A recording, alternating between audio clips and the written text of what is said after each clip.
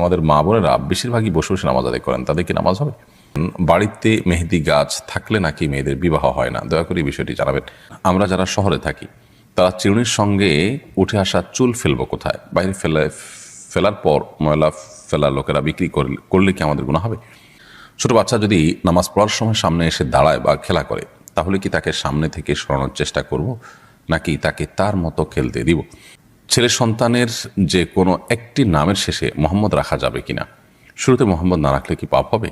কোনো মুসলিম ব্যক্তি মারা গেলে আলহামদুলিল্লাহ বলা নিয়ে শরীয়তের বিধান কি? আমি ছোট থেকে শুনে আসছি তেঁতুল খেলে বা তেঁতুল গাছের নিচে হাঁটলে নাকি মেধা কমে যায়, এটা কি সত্যি? যে ব্যক্তি সরাসরি কাবাঘর দেখবে তার জন্য হজ করা বাধ্যতামূলক, একথা কতটুকু সত্য? জুমার দিনে কাউকে জুম্মা মুবারক জানিয়ে শুভেচ্ছা জানানো জায়েজ আছে কি না? তেঁতুল গাছের কাঠ দিয়ে ঘর বানানোর ব্যাপারে কি কোনো নিষেধাজ্ঞা আছে? এটা কি অশুভ? শিক্ষকরা যদি শরীরের কোনো স্থানে প্রহার করে তাহলে সেই স্থানকে জান্নাতে যাবে, এটা ছোটবেলা থেকে শুনে আসছিলাম। নিজের হায়াত থেকে বাবা মা অথবা প্রিয়জন হায়াত বাড়িয়ে দেওয়ার দোয়া করলে কি গুনাহ হবে? বাচ্চা ডেলিভারির সময় ও পরে 40 দিন যে কাপড় মায়েরা পরিধান করেন, পরবর্তীতে সেই কাপড় ধুয়ে পরিধান করে কি নামাজ পড়া যাবে, নাকি সেই কাপড় ফেলে দিতে হবে? মাগরিবের জামাতের আগে কি আসরের কাজা নামাজ আদায় করা যাবে? সুরমা সোহরান আপনি লিখেছেন, স্বামীর পকেট থেকে যদি না বলে কিছু অল্প টাকা নেই তাহলে কি গুনাহ হবে? স্বামীর পকেট থেকে যদি আপনি না বলে টাকা নেন, অল্প হোক আর বেশি হোক, এটা নির্ভর করবে স্বামীর সাথে আপনার সম্পর্কের উপর। সাধারণত আপনি আপনার স্বামীর পকেট থেকে, তার মানি ব্যাগ থেকে বা তার অন্যান্য জায়গা থেকে প্রয়োজন মতো টাকা নেন সংসার খরচের জন্য অথবা আপনার একান্ত প্রয়োজনে। এগুলো স্বামী জানেন এবং তার মনসম্মতি আছে। এরকম যদি হয় তাহলে তো আপনি নিতেই পারেন। আর যদি সংসারের জন্য নয় বরং আপনার নিজের জন্য নেন এবং সেটা স্বামীর অজান্তে তিনি জানলে হয়তো আপনাকে প্রশ্ন মুখোমুখি করবেন অথবা কেন নিয়েছেন জিজ্ঞেস করবেন, অথবা তিনি যদি জানেন যে আপনি এটা নিজের সঞ্চয়ের জন্য বা নিজের অন্য কোনো কাজের জন্য, তার সংসারের কাজ ছাড়া অন্য কোনো কাজের জন্য নেন, তাহলে তিনি মনে কষ্ট পাবেন। এরকম যদি হয় তাহলে সেক্ষেত্রে এটা আপনার জন্য জায়েজ হবে না। কারণ ইসলাম স্বামী স্ত্রী প্রত্যেকের অ্যাকাউন্টকে আলাদা আলাদা করে দেখে। অতএব এই বিষয়গুলোকে আমরা গুলিয়ে ফেলার কোনো সুযোগ কিন্তু নেই। জান্নাতুল ফেরদাউস আপনি লিখেছেন, ছোট বাচ্চা যদি নামাজ পড়ার সময় সামনে এসে দাঁড়ায় বা খেলা করে, তাহলে কি তাকে সামনে থেকে সরানোর চেষ্টা করব, নাকি তাকে তার মতো খেলতে দিব?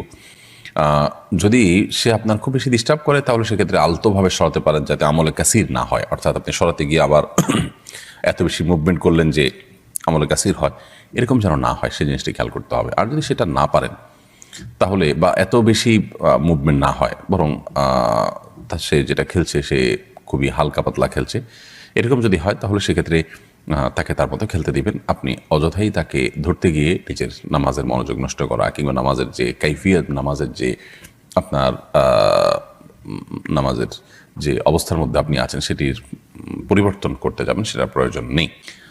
তাহারাত তানি আপনি লিখেছেন, আমরা যারা শহরে থাকি তারা চিরুনির সঙ্গে উঠে আসা চুল ফেলবো কোথায়? বাইরে ফেলার পর ময়লা ফেলা লোকেরা বিক্রি করলে কি আমাদের গুনাহ হবে? কেউ যদি কুড়িয়ে নিয়ে বিক্রি করে তাহলে আমাদের গুনাহ হবে না। তবে আমরা চাইলে আমাদের আশেপাশে যেখানে খুব বেশি আপনার ময়লা নয়, ড্রেন ইত্যাদি নয়, খুব নোংরা জায়গা নয়, সেরকম জায়গা আমরা ফেলে দিতে পারি এবং সেই জায়গাগুলো আমরা খুঁজে বের করতে পারি। আবার প্রতিনিয়ত তো আর খুঁজে বের করা যায় না, তাহলে সেক্ষেত্রে আমরা কোনো এক জায়গায় সঞ্চয় করে রাখতে পারি। একসাথে হলে পরে কোনো মাটির নিচে পুঁতে ফেললাম বা কোনো জায়গায় ফেলে দিলাম, সেই কাজটি আমরা করতে পারি। মানুষের শরীরে কোনো অংশ বিক্রি করা জায়েজ নয়, এটা মানবতার অপমান। যার কারণে কোনো ব্যক্তি তার শরীরের কোনো কিছু, সেটা চুল হোক অন্য কিছু হোক, এগুলো বিক্রি করে এটা জায়েজ নয়। কেউ যদি কুড়িয়ে নিয়ে বিক্রি করে তাহলে সেক্ষেত্রে আপনার কোনো হবে না। রোকসানা আপনি লিখেছেন, ছেলে সন্তানের যে কোনো একটি নামের শেষে মোহাম্মদ রাখা যাবে কিনা? শুরুতে মোহাম্মদ না রাখলে কি পাপ হবে? নামের শুরুতে মোহাম্মদ রাখা কোনো জরুরি বিষয় নয়। আমাদের এ অঞ্চলে একসময় হিন্দু মুসলিম উভয়ের নামের ধরন একরকম থাকার কারণে পার্থক্য করবার জন্য হিন্দুরা যেরকম তাদের নামের শেষ শুরুতে স্ত্রী লিখত, অনেক সময় মুসলমানরাও স্ত্রী লিখতে হতো। তো তার সাথে পার্থক্য করার জন্য মুহাম্মদ এটি যুক্ত হয়েছে। তো এখন তো আর সেই সমস্যা নেই বা সেই সংমিশ্রণের আশঙ্কা নেই, সম্ভাবনা নেই। যার কারণে এখন নামের শুরুতে মোহাম্মদ লেখার বা স্ত্রী থেকে পার্থক্য করার জন্য মোহাম্মদ লেখার কোনো বিশেষ কারণ নেই। বিধায় কেউ যদি লেখেন, এটা একান্ত তার ব্যাপার, এটা শরীয়তের কোনো নির্দেশ নয়, এটা কোনো সুন্নত মুস্তাহাব বা আপনার শরীয়ত নির্দেশ আলোকে করতে হবে এমন কোনো বিষয় নয়, এটা একান্ত তার ব্যাপার। তিনি মোহাম্মদ প্লাস আর একটা নাম রাখলেন, যদি একটা নামই যথেষ্ট একটা মানুষের জন্য। মোহাম্মদ একটি পূর্ণাঙ্গ নাম, অতএব একটা পূর্ণাঙ্গ নামের শুরুতে আবার মোহাম্মদ লেখার কোনো প্রয়োজন নেই। রাখলে শুধু মোহাম্মদ রাখি বা অন্য আরেকটা নাম রাখি, তারপরেও কেউ যদি দুটি রাখেন এটা একান্ত তার ব্যাপার। নামের শেষে যদি কেউ মোহাম্মদ যুক্ত করতে চান সেটাও একান্ত তার ব্যাপার। একই কথা শুরুতে শেষে যুক্ত করার মধ্যে কোনো পার্থক্য নেই। তানজিম যারা আপনি লিখেছেন, আমি ছোট থেকে শুনে আসছি তেঁতুল খেলে বা তেঁতুল গাছের নিচে হাঁটলে নাকি মেধা কমে যায়, এটা কি সত্যি? এটার কোনো বৈজ্ঞানিক ভিত্তি তো নেই এবং কোরআন হাদিসের আলোকেও এটি প্রমাণিত নয়। এটির কোনো অভিজ্ঞতা দ্বারা প্রমাণিত আছে কিনা আমি জানি না, তবে কোরআন হাদিস দৃষ্টিকোণ থেকে এরকম কোনো কথা তো নেই। বরং বৈজ্ঞানিকভাবেও তেঁতুল খেলে ব্রেন কমে যায়, মেধা কমে যায়, এরকম কথা আছে বলে আমি জানি না। বিষয়টি আমি মানে কিছুটা ঘাটার চেষ্টা করেছি, তবে এরকম কোনো বিষয় আমার চোখে পড়েনি। বিষয়টিকে আপাতদৃষ্টিতে কুসংস্কারই মনে হয়। তবে যদি অভিজ্ঞতা দ্বারা এটি প্রমাণিত হয়, গবেষণা দ্বারা প্রমাণিত হয়, তাহলে ভিন্ন কথা। কিন্তু সেরকম কিছুও কিন্তু কোথাও আছে বলে আমার জানি এবং আমি অন্তত এ পর্যন্ত দেখিনি। তো একজন মুসলিম সাধারণত ধারণাপ্রসূত অথবা আপনার কুসংস্কার নির্ভর কোনো কথা বা কোনো বিশ্বাসের উপর তিনি কখনো ভর করতে যাবেন না।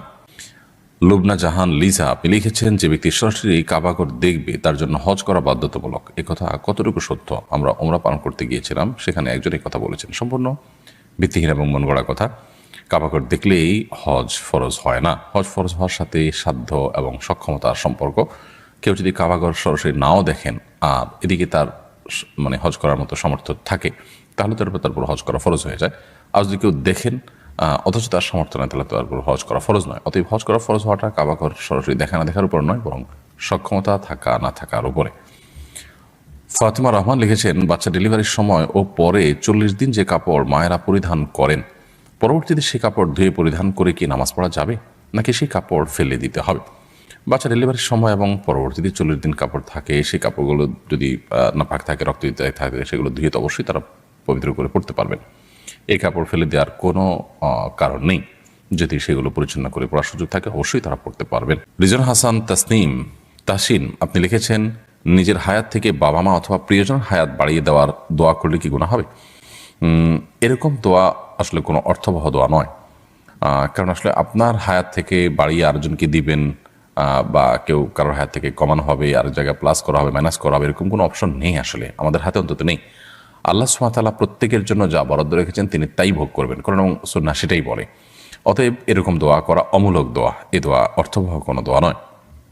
আমরা যেটি করতে পারি সেটা হলো, যাদের নেক হায়াত বৃদ্ধি চাই তাদের জন্য আমরা আল্লাহর কাছে দোয়া করবো, আল্লাহ তার হায়াত বৃদ্ধি করে দেন, তাকে নেক হায়াত দেন, দীর্ঘদিন তাকে আপনি ইমানের সাথে বাঁচিয়ে রাখেন, আমলের সাথে বাঁচিয়ে রাখেন, সেটাও আমরা করতে পারি। কিন্তু অমুকের হায়াত থেকে, আমার নিজের হায়াত থেকে আপনি কমায় তাকে বাড়ায় দেন, এটার কোনো প্রয়োজন নেই। কারণ আল্লাহর কাছে তো অভাব পড়েনি যে আমারটা কমায় তাকে বাড়ায় দিতে হবে।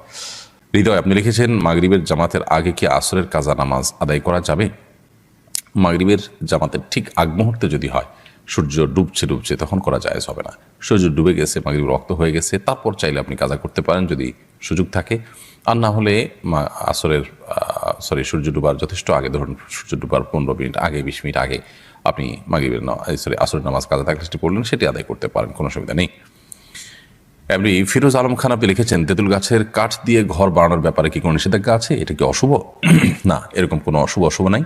যে কোনো গাছের কাঠে আমরা আমাদের ঘর বাড়িতে লাগাতে পারবো, এতে কল্যাণের কোনো ব্যাপার নেই। আমরা যদি এরকম কোনো কিছু মনে করে থাকি, সেটা একান্তই আমাদের কুসংস্কার ছাড়া আর কিছুই নয়। আহমেদ রবিন খান আপনি লিখেছেন, শিক্ষকরা যদি শরীরের কোনো স্থানে প্রহার করে তাহলে সে স্থান কি জান্নাতে যাবে? এটা ছোটবেলা থেকে শুনে আসছিলাম, একেবারে কুসংস্কারাচ্ছন্ন কথা। ছোট পোলাপানকে প্রবোধ দেওয়ার জন্য, সান্ত্বনা দেওয়ার জন্য জাতীয় কথা বলা হতো, কিন্তু এরকম কথা বলা অনুচিত এবং ভুল কাজ। কোরআন হাদিসের নামে মিথ্যা কথা বললে সেটি ভয়াবহ গুনাহের কথা, সেটি থেকে আমাদের বেঁচে থাকা কর্তব্য। শিক্ষক কোনো জায়গায় প্রহার করলে সেটি জান্নাতে যাবে, জাহান্নাম থেকে মুক্ত থাকবে, এরকমটি ভুল কথা। এরকম যদি হতো তাহলে পুরো শরীরে শিক্ষককে দিয়ে হালকা পাতলা করে পিটিয়ে জাহান্নাম থেকে মুক্ত আমরা হয়ে যেতাম, খুব সহজ একটা ওয়ে হতো, তাই না? তো এরকম কোনো কথা কোরআন হাদিস দ্বারা প্রমাণিত না, সম্পূর্ণ মন গড়া কথা। সময় আইডি থেকে আপনি লিখেছেন, বাড়িতে মেহেদি গাছ থাকলে নাকি মেয়েদের বিবাহ হয় না, দয়া করে এই বিষয়টি জানাবেন। মানে এই ধরনের হাস্যকর এবং কুসংস্কারের জন্য কথাও আমাদের সমাজে আছে, আমার তো ভাবতে অবাক লাগে। মেহেদি গাছ নেই এরকম বাড়ি তো গ্রামে গঞ্জে খুব কমই আছে, তাহলে সেখানকার মেয়েরা কি সবাই তো আছে? গালিব আহমেদ লস্কর লিখেছেন, আমাদের মা বোনেরা বেশিরভাগই বসে বসে নামাজ আদায় করেন, তাদের কি নামাজ হবে? মা বোনরা কতটা বসে বসে নামাজ আদায় করেন আমি জানি না, তবে অনেক পুরুষদেরকে দেখি যে আমরা চেয়ারে বসে তারা নামাজ আদায় করেন। একান্ত আপনার সেরকম শরিয়াত আপনার অ্যালাউ করতে পারে সে পরিমাণ মাজুর হওয়া ছাড়াও। তো মা বোন হোক আর পুরুষ হোক, যে কেউ হোক, সুস্থ সবল থাকা অবস্থায়ও তিনি যদি বসে বসে ফরজ নামাজ আদায় করেন, তার নামাজ হবে না। আর যদি নফল নামাজ পড়েন বসে বসে, তাহলে নামাজ হয়ে যাবে, সওয়াব কম হবে। আর যদি অসুস্থতার কারণে বসে পড়েন, তাহলে সেক্ষেত্রে সওয়াব কম হবে না, নামাজও হয়ে যাবে ইনশাআল্লাহ তাআলা।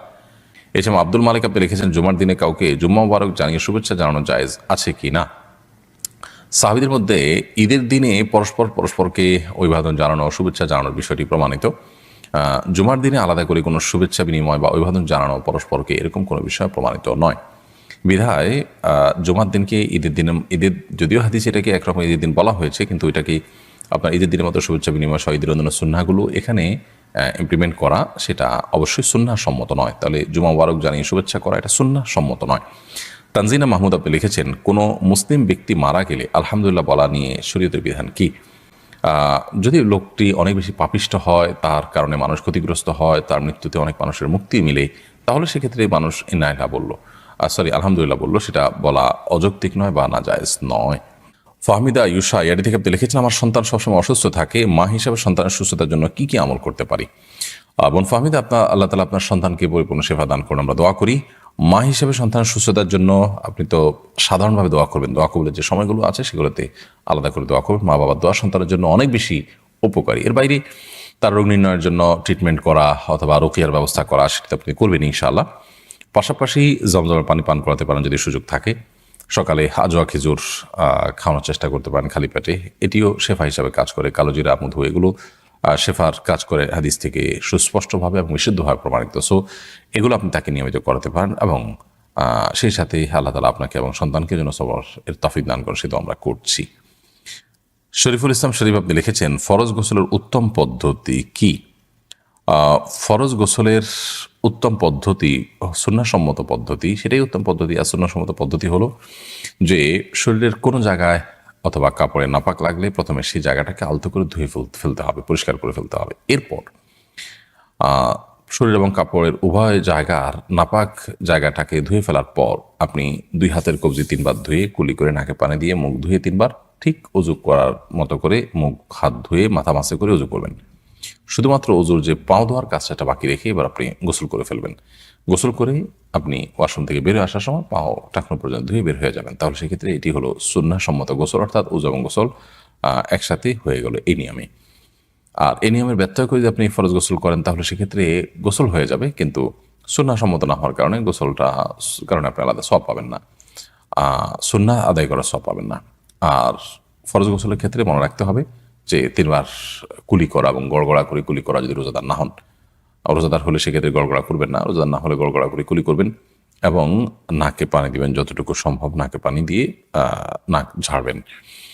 তো এই কাজগুলো করে আপনি গোসল সম্পন্ন করবেন। বিলকিস বানু লিখেছেন, চলতি হিসাবে ব্যাংকে টাকা রাখা হলে তা অনিচ্ছা সত্ত্বেও কিছু অতিরিক্ত টাকা মূল টাকার সাথে যোগ হয়ে যায়, করণীয় কি? অতিরিক্ত যে টাকাটা যুক্ত হয় আপনার সুদী ব্যাংকে, সেই টাকা আপনি সওয়াবের নিয়ত করা ছাড়া কোনো গরিব মানুষদেরকে দান করে দিবেন। আর সাধারণত চেষ্টা করবেন ইসলামী ব্যাংকিংয়ের সাথে যুক্ত থাকার। ইসলামী ব্যাংকিংয়ের সাথে যুক্ত থেকেও যে অতিরিক্ত টাকা পান, সেটাও নিজে ভোগ না করাটাই হলো নিরাপদ। সেটা কোনো গরিব মানুষকে সওয়াবের নিয়ত করা ছাড়া দান করে দিবেন, ইনশাআল্লাহ আপনি দায়মুক্ত হবেন। ফারজান আহমেদ লিখেছেন, আমার আব্বু বেঁচে থাকাকালীন আমাদের বাড়ি আব্বু আমার 2 বোন এবং আমার আম্মুর নামে লিখে দেন। আমাদের কোনো ভাই নাই, এটা ছাড়া আমাদের আর কোনো সম্পত্তিও নাই। এই সম্পত্তির যেটুকু আম্মুর নামে আছে, আমার আম্মু কি বেঁচে থাকার কারণে আমাদের 2 বোনকে লিখে দিতে পারবেন? সন্তানদেরকে বাবা মা তো ডোনেশন বা গিফট করতেই পারেন, সেই জায়গা থেকে আপনার আব্বা দিয়েছেন, আপনার আম্মু যদি এখন লিখে দিতে চান লিখে দিতে পারেন।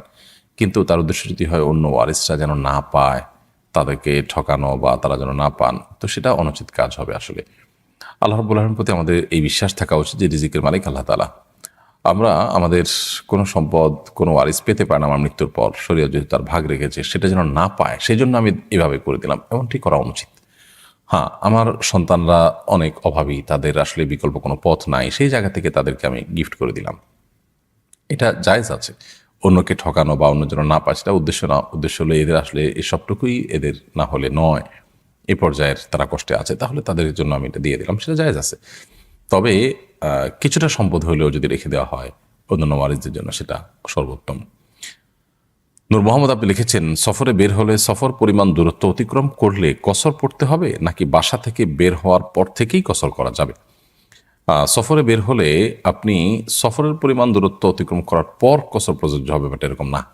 বরং আপনার নিজের বাসা শুধু নয়, বাসার পাশাপাশি আপনার নিজের যে মহল্লার এরিয়া আছে, আপনার একটা মহল্লার একটা এলাকার নাগরিক যে সুবিধা সাধারণত থাকে, এই পুরো সুবিধা সম্বলিত যে এলাকা আছে, ধরুন আপনি কোনো উপজেলায় থাকেন, উপজেলা পরিষদ পার হলেন, আপনি কোনো সিটি কর্পোরেশন এরিয়া থাকেন, সেটা এরিয়া পার হলেন, তো আপনি কোনো ইউনিয়নে থাকেন, সেই ইউনিয়ন পার হয়ে গেলেন, তো এরকম নিজস্ব যে এরিয়া আছে, এই এরিয়া যখন আমরা ক্রস করে চলে যাব, তখন আমাদের কসরের এই সুবিধা বা সফরের বিভিন্ন বিধিবিধান আমাদের জন্য প্রযোজ্য হবে এবং সবগুলো আমাদের জন্য তখন কার্যকর হবে।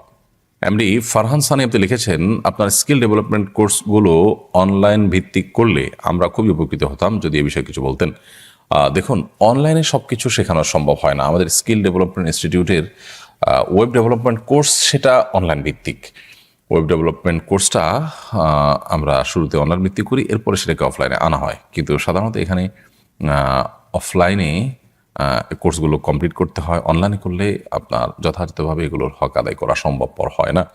যেখানে অনলাইনে করা সম্ভব সেখানে আসলে আমরা অনলাইন করার চেষ্টা করি। সোহেল মন্ডল লিখেছেন, ইন্ডিয়া থেকে বলছি, আমি একটা খ্রিস্টান বাড়িতে কাজ করি, তার বাড়ির খাবার খাওয়া যাবে কিনা? হালাল খাবার দিলে সেটা খেতে পারেন। তার খাবার যদি হারাম কিছু না থাকে, অপবিত্র কিছু না থাকে, আপনি খেতে পারেন, কোনো অসুবিধা নেই।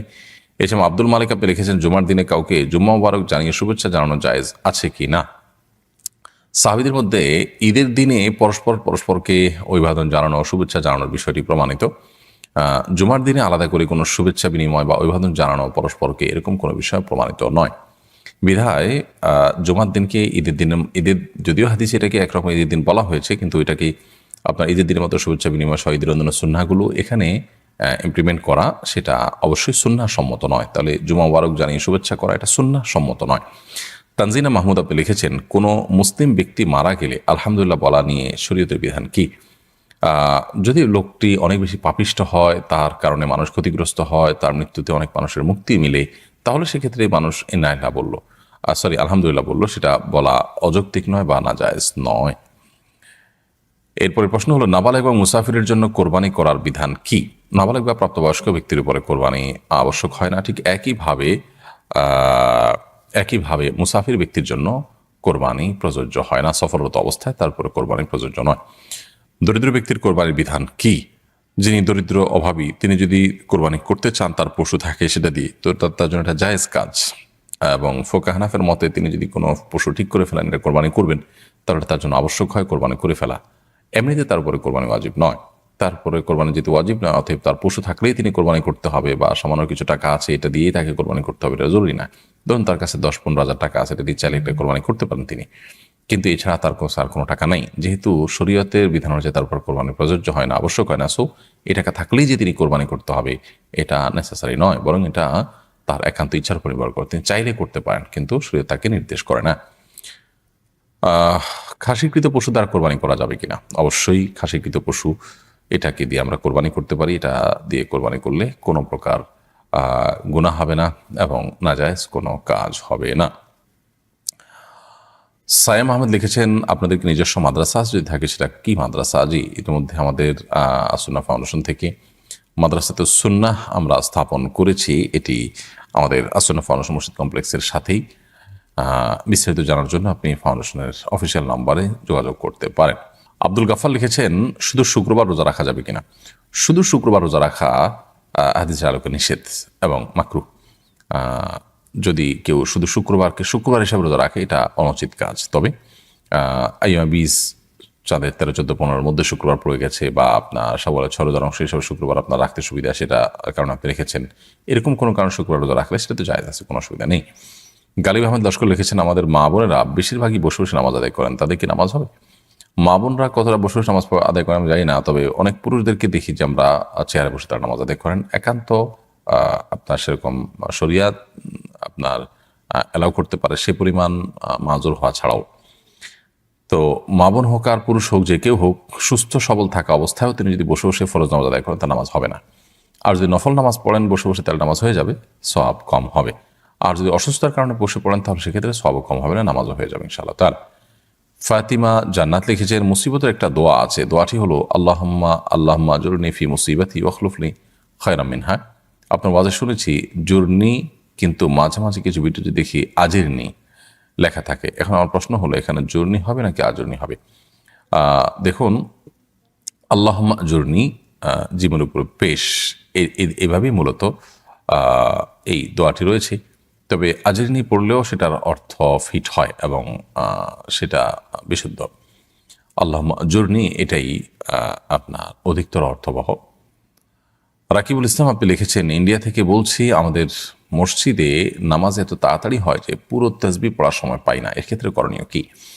আপনার মসজিদে নামাজে যদি খুব বেশি তাড়াহুড়ো করা হয় এবং পুরো তসবিহ পড়ার সময় না পান, তাহলে সেক্ষেত্রে ইমামের অনুকরণের জন্য আপনি চেষ্টা করবেন তাসবিহ না পড়ে হলে ইমাম অনুকরণ করা। আর যদি মনে হয় যে না আমি আর সামান্য একটু বাকি আছে বলে ফেলতে পারি, তাহলে বলে ফেলে তারপর ইমাম অনুকরণ করবেন, তাতে অসুবিধা নেই। আর ইমাম সাহেবকে নামাজের আগে পরে বোঝানোর চেষ্টা করবেন, কাউন্সিলিং করার চেষ্টা করবেন, যেন তিনি মানুষকে তাসবিহ পাঠের সময় সুযোগ দেন এবং তিনি যেন সালাত ধীরে ধীরে পড়েন, তাড়াহুড়া না করেন, এটা তাকে বোঝাতে হবে। মনিরুল হক মল্লিক আপনি লিখেছেন, আমি ভারত থেকে বলছি, পড়াশোনার ক্ষেত্রে সব থেকে ফলপ্রসূ আমলের ব্যাপারে বলবেন। পড়াশোনা ভালো হওয়ার জন্য সবচেয়ে বেশি গুরুত্বের সাথে আমাদের যেটি করা দরকার তা হলো পড়াশোনা মনোযোগ দিয়ে করা দরকার, সিরিয়াসনেস সাথে করা দরকার। আমরা যখন মনোযোগের সাথে পড়াশোনা করবো ইনশাআল্লাহ তাআলা সাহায্য করবেন। সেই সাথে আল্লাহ তাআলার কাছে দোয়া করব, বিসমিল্লাহ বলে পড়াশোনা শুরু করব, ভুলে গেলে দরুদ পড়ব, সুন্নাহ সম্মত লাইফস্টাইল মেনটেন করব, গভীর রাত পর্যন্ত পড়ে সকাল না ঘুমিয়ে এবং রাতে তাড়াতাড়ি শুয়ে ভোরে উঠে পড়াশোনা করবো। ইনশাআল্লাহ বিদিনিল্লাহ বিষয়গুলো আমাদের পড়াশোনার জীবনীতে বরকত এনে দিবে আল্লাহ যদি চান। মোহাম্মদ আবু হানিফ আপনি লিখেছেন, চট্টগ্রামে একটা মাদ্রাসা চালু করুন, ইনশাআল্লাহ হয়তো হবে, দোয়া করবেন, আল্লাহ তাআলা যেন ব্যবস্থা করে দেন, জমি জমা সব কিছু। শেখ আহমেদ লিখেছেন, ফ্রিল্যান্সিংয়ের অন্যতম একটা সেক্টর হচ্ছে ডিজিটাল মার্কেটিং। ডিজিটাল মার্কেটিং সম্পর্কে শরীয়ত কি বলে? আপনি যেটা মার্কেটিং করেছেন যেটা হারাম কোনো জিনিস না হয়, পদ্ধতি হারাম কিছু দিয়ে আপনার নারী ফেস ইত্যাদি দিয়ে যদি না করে থাকেন সেটা জায়েজ, আর যদি হারাম কিছু দিয়ে করেন তাহলে সেটা না জায়েজ হবে। বিষয়টা নির্ভর করবে যে আপনি কিসের মার্কেটিং করছেন, কি পদ্ধতিতে মার্কেটিং করছেন তার উপরে। নাসরিন আক্তার লিখেছেন, মহিলারা কি পুরুষ উস্তাদের কাছে আরবি শিক্ষা নিতে পারবে? কোরআন শিক্ষা দিয়ে কি হাদিয়া নেওয়া জায়েজ আছে? কোরআন শিক্ষা দিয়ে হাদিয়া নেওয়া জায়েজ আছে, তবে পুরুষ শিক্ষকের কাছে মহিলাদের কোরআন শিক্ষা উচিত নয়। মহিলারা মহিলাদের কাছে শিখবেন, একটু কষ্ট হলে সে ব্যবস্থাই করবেন, তা না হলে এটি ফিতনার দ্বারা যেমন উন্মোচিত হবে, এটি না জায়েজের সম্ভাবনা অনেক জোরালো। যদি এমন হয় যে না সেরকম ফিতনার কোনো আশঙ্কা নাই, অনেক বৃদ্ধ মানুষ বা আপনার মহিলা অনেক বৃদ্ধা, কিংবা আপনার মহিলার কোনো ব্যবস্থা নাই, মহিলা শিক্ষিকার কোনো ব্যবস্থা নাই, তাহলে সেক্ষেত্রে বহু শর্ত সাপেক্ষে সেটি জায়েজ হতে পারে, কিন্তু সাধারণত এটি জায়েজ হবে না, কারণ বিকল্প পথ সচরাচর থাকে। একটু কষ্ট হলেও আমরা বিকল্প পথ খুঁজে বের করতে পারি। এরপরে আজমাইন আকিব আপনি লিখেছেন, আমার বাবা পুলিশ অফিসার ছিলেন, তার উপার্জনের হারাম হালাল মিশ্রিত ছিল, তার ইনকামের টাকায় অনেক সম্পদ করেছেন, তিনি মারা যাওয়ার পর সম্পদ মা এবং আমাদের ভাই বোনদের মধ্যে বণ্টিত হয়েছে। এখন আমার অংশ কি আমার জন্য ভোগ করা হালাল হবে? সে সম্পদ না থাকলে আমাকে দরিদ্র বলা চলে। আমি একজন ছাত্র, দৈনিক 200 টাকা ইনকাম আমার, দয়া করে জানাবেন হারাম এবং হালাল মিশ্র উপার্জন হলে কি পরিমাণ হারাম উপার্জন হতে পারে, সেই বিষয়টাকে বের করে ধীরে ধীরে হলেও সেই টাকা সওয়াবের নিয়ত করা ছাড়া দান করে দিয়ে আপনার বাবাকে দায়মুক্ত করার চেষ্টা আপনাদের করা উচিত এবং আপনাদের নিজেদেরও দায়মুক্ত হওয়ার চেষ্টা করা উচিত। যেহেতু তার হালাল হারাম দুই রকম উপার্জনই ছিল, অতএব তার সব উপার্জন বা সব সম্পদ তার হারাম নয়, তবে রেশিওটা আনুমানিক কীরকম হতে পারে সেটা বের করে তারপর সেটা ধীরে ধীরে হলেও, একসাথে না পারলে ধীরে ধীরে হলেও সেটা দিয়ে আপনাদেরকে দায়মুক্ত হতে হবে।